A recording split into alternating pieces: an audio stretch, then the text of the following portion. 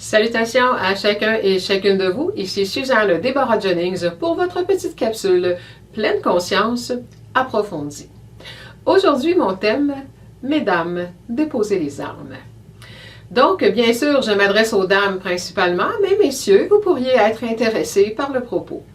Donc, j'écoute, j'entends et j'observe, et je m'observe aussi depuis des années, et je regarde la nature de la femme versus l'époque dans laquelle on est, les charges de travail que les femmes ont, que ce soit, là, je m'adresse là, que ce soit des jeunes mères de famille avec des jeunes enfants, des femmes accomplies qui font des travail là, à l'extérieur, 40 heures semaine, qui ont des charges de maison à entretenir et tout ça.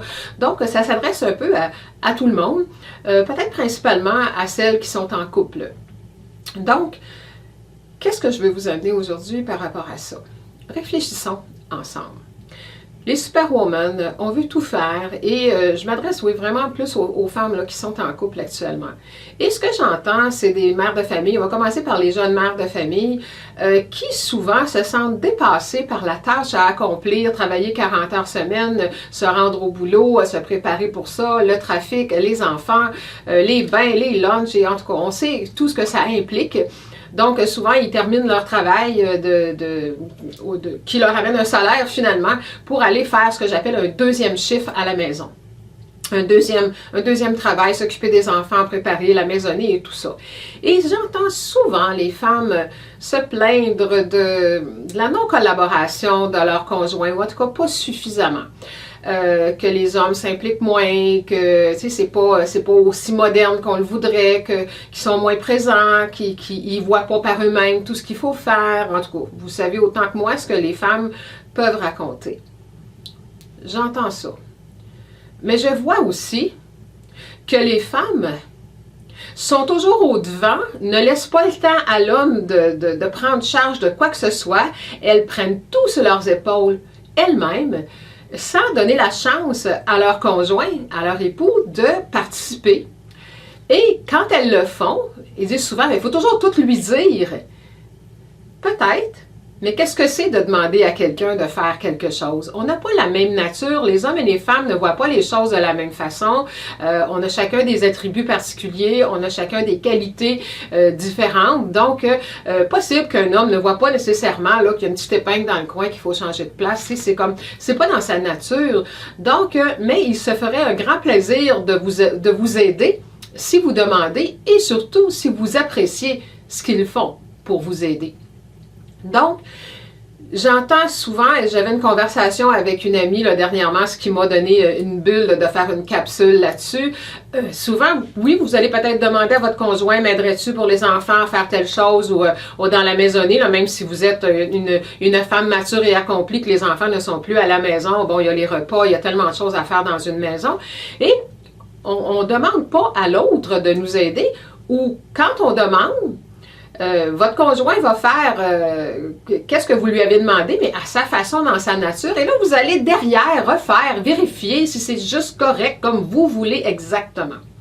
Donc, ce qui fait que vous prenez tout sur vos épaules et il serait temps qu'on comprenne. Tu sais, les gens font des campagnes, le cancer du sein, bon, c'est beau, on fait de la recherche et tout ça. C'est correct, ça. Mais en même temps, il faut prévenir. J'en ai déjà parlé dans une capsule où est-ce que je disais de la détection ou la prévention. Donc, le cancer du sein, en psychosomatique, c'est prendre charge, c'est prendre sur ses épaules, grosso modo, là, c'est beaucoup plus profond que ça, mais c'est materner. C'est materner tout ce qui nous entoure. Donc, les femmes, de plus en plus, maternent leurs enfants, maternent leurs conjoints, maternent leurs patrons, maternent leurs frères, leurs sœurs. Vous prenez trop sur vos épaules et c'est pour ça qu'il y a tant de problématiques à ce niveau-là. Donc, sachez, demander de l'aide gentiment et poliment et de ne pas rabrouer et toujours refaire en arrière parce qu'il y a un petit pli qui n'est pas fait comme vous voulez. Êtes-vous capable de déléguer et de demander du soutien? Il y a beaucoup d'hommes qui sont prêts à aider et qui se sentent comme exclus de la tâche qui est là et en viennent à s'en désintéresser totalement parce que finalement, vous prenez tout sur vous. Et ce que j'entends souvent, et que je fais réaliser aussi à mes clientes en coaching, c'est que je regarde, tu prends tout sur toi, tu veux que ça soit fait juste comme toi tu veux, à la perfection, tu ne donnes pas d'espace à ton conjoint de participer, puis il va le faire dans sa nature en tant qu'homme, puis il faut accepter ça. Et après ça, tu te plains, tu chiales, comme on dit au Québec, et tu te lamentes en disant qu'il ne fait rien, puis qu'il ne se prend pas en charge, puis qu'il ne participe pas. Donc, peut-être que oui, votre conjoint pourrait participer un peu plus, mais qu'est-ce que vous faites pour l'encourager? Et est-ce que vous remerciez, est-ce que vous appréciez ce qu'il fait? Alors, je vous emmène un autre point aussi. J'ai entendu ça souvent en consultation. Les gens, je dis, regarde, est-ce que tu apprécies, est-ce que tu remercies quand ton mari fait quelque chose pour toi dans la maison, que ce soit, je ne sais pas, de faire le ménage quelconque, de passer la balayeuse, de faire un repas, de faire, bon, peu importe. Est-ce que tu lui dis merci? Les réponses que j'ai, c'est, ce qu'il me dit merci, moi, quand je fais le souper. Bon. Est-ce que tu lui dis merci? Ouais, mais là, parce que j'ai dit qu'il a passé la balayeuse une fois, puis moi, je la passe la semaine longue, il faut que je dise merci.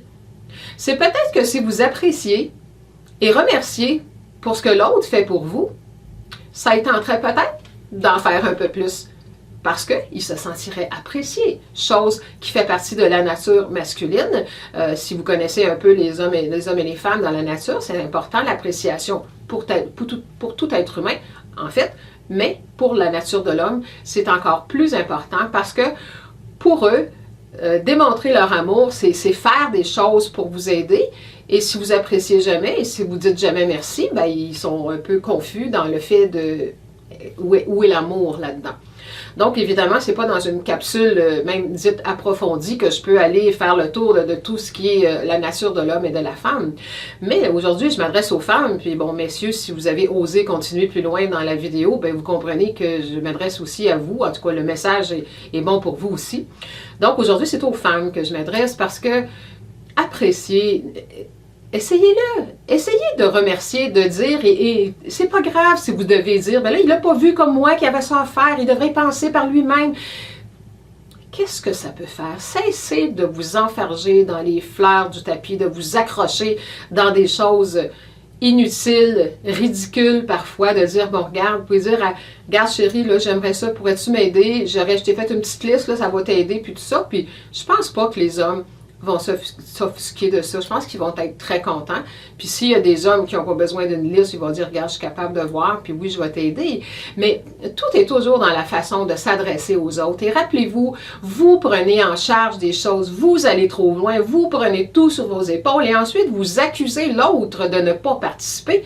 Vous ne laissez pas d'espace. Souvent, ça ne veut pas dire que l'autre se rend compte que vous avez besoin d'aide, vous gérez tout ça parce que vous voulez le faire comme vous voulez, à la couleur que vous voulez, comme vous voulez. Alors, c'est sûr que quand on travaille en équipe avec qui que ce soit, parce qu'un couple, c'est une équipe, une famille aussi, il faut laisser les gens participer dans leur essence et dans leur façon d'être. C'est pas grave si on demande à quelqu'un de plier du linge, de faire quelque chose, puis que la manche n'est pas tout à fait exactement comme vous l'auriez fait. Fait qu'à un moment donné, je pense qu'il faut arrêter de pousser, puis il faut apprécier la collaboration de l'autre, puis pas toujours repasser en arrière parce qu'on sait bien si c'est pas moi qui le fais, puis quand c'est pas moi qui le fais, c'est pas bien fait, puis tout ça. Donc, prenez conscience que la charge que vous avez sur vos épaules, vous en êtes responsable. Vous allez chercher tout ça et vous déposez ça sur vos propres épaules. Alors, apprenez à demander de l'aide et du soutien et quand vous en recevez, apprenez à apprécier et à remercier. C'était le message que j'avais aujourd'hui parce que j'entends ça et là, vous savez que la vie va de plus en plus vite, donc c'est de pire en pire. Les femmes se sentent carrément débordées souvent. C'est sûr que c'est très difficile de travailler si vous avez des jeunes enfants ou même il y en a qui, comme je vous disais, des femmes qui sont dans l'âge mature, comme on dit qu'il n'y a plus d'enfants à la maison, mais vous allez travailler à l'extérieur, vous avez peut-être des fois dans la circulation là, des heures à faire, vous partez très tôt le matin, vous revenez très tard, bon, votre conjoint est là, vous aimeriez avoir du soutien, mais premièrement, est-ce que vous le demandez? Est-ce que vous le dites? Bien là, il devrait le savoir. Arrêtez ça. Personne ne peut lire dans votre tête. Demandez gentiment, en principe, s'il y a de l'amour dans votre couple, je ne vois pas pourquoi votre conjoint ne participerait pas. Puis si vous êtes fatigués tous les deux pour une certaine tâche, pouvez-vous peut-être dire, OK, on la fera ensemble plus tard, mais trouvez des façons de vous entendre, et non pas des compromis, là, je reviendrai là-dessus dans un autre dossier des relations, mais des solutions. qui sont bénéfiques et qui vont aider les deux, dans lesquels les deux vont être dans le bien-être.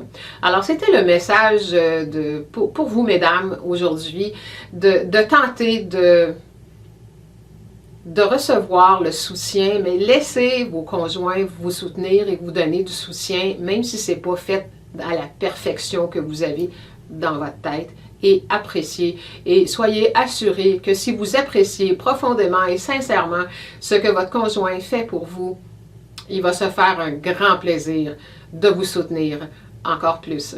Alors, bonne conscientisation, réflexion. Au revoir.